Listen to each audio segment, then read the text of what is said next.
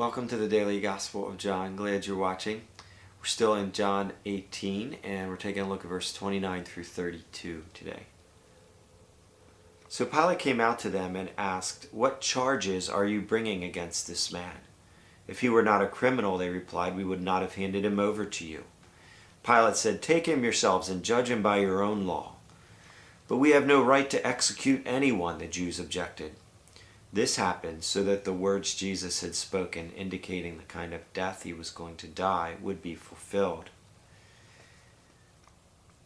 See, Jesus had spoken in John 3 and elsewhere, saying that I must be lifted up. He said, just as Moses lifted up that pole with the bronze serpent on it for the healing of the people in the wilderness, he said, so I must be lifted up, that I may draw all men to myself.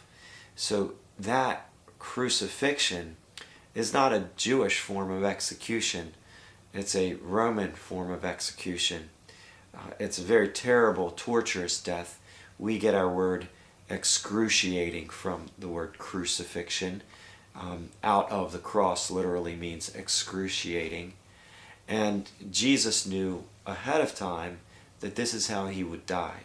This is what was prophesied in Psalm 22, 1,000 years before Jesus was born. It describes to a T the crucifixion. He says all his bones were out of joint. His tongue was sticking to the roof of his mouth. He was surrounded by a band of evil men. They had pierced his hands and his feet. And it even goes to describe how they gambled for his clothing. See, the crucifixion had to happen the way it happened. And so Jesus foretold it, the Psalm foretold it.